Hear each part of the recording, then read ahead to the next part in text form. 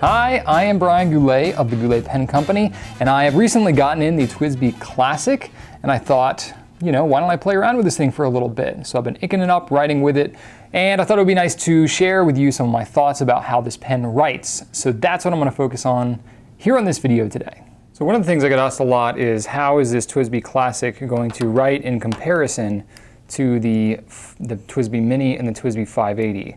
Well, they're all essentially the same nib, same tipping and all that stuff. So it's going to write basically identical, okay? So it's not going to be vastly different. The only thing that I found that was a little bit different was the 1.1 millimeter stub nib is just a little bit wetter on the 580 than it is on the Classic, but it's really not that significant. So if that has been my experience.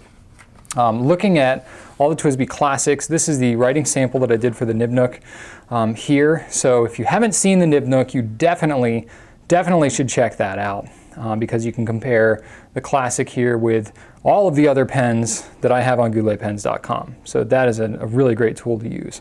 But just comparing all the Classic nibs to each other, I found that there's not that much of a difference between the extra fine and fine. There is ever so slightly. If you look at here where I'm doing the X's, you can see a little bit of difference there, but it's really not night and day. And that's not anything vastly uncommon. I find that with a lot of pen companies, the extra fine and fines are not extremely different from each other sometimes.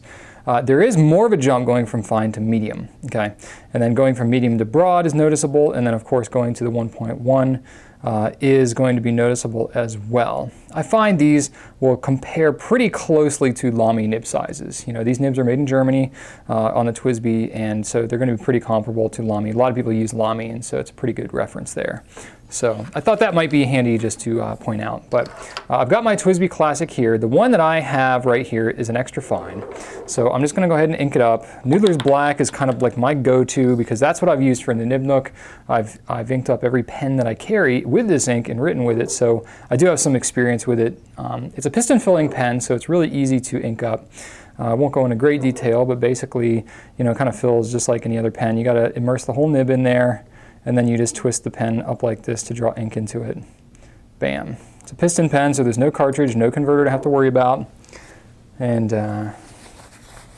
it's really nice. You can also ink this up in the TWSBI Diamond 50 bottle if you've got one of those. I don't have any ink in my Diamond 50 bottle right now, but it does work off that. So if you've got one of those, it's a handy little tool. I'll close my ink so I don't knock it over. Okay, so now I've got my extra fine all inked up and ready to go. So I grabbed my trusty Rhodia number 16 dot pad with 80-gram white paper. It's good stuff. So I'm going to zoom in a little bit. And I'm going to give you a writing sample here. I've got my TWSBI Classic inked up with Noodler's Black.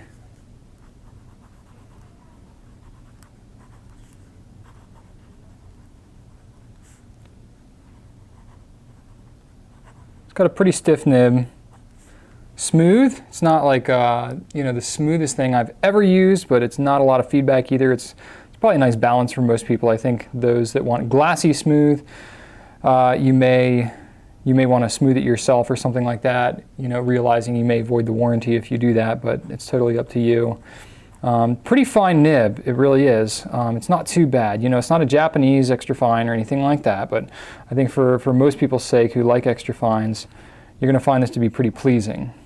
To give you some kind of comparison here, well, let me go ahead and just give you, the flow is wet. I'll do this little doodad here to show how it puts down the ink.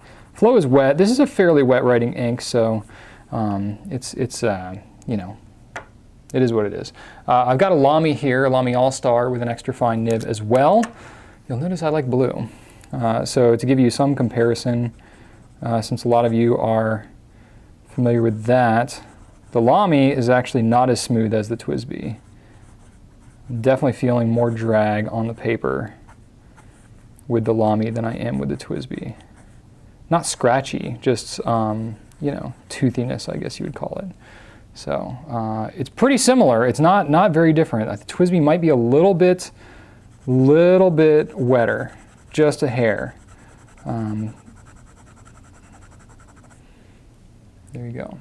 Not a huge difference between the two. So if you like the Lamy extra fine and you want to try to emulate that, the TWSBI Classic extra fine would probably be a good way to go.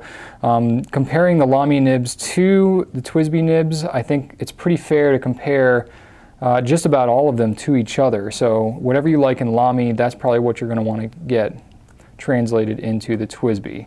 So there you go, that is the TWSBI Classic.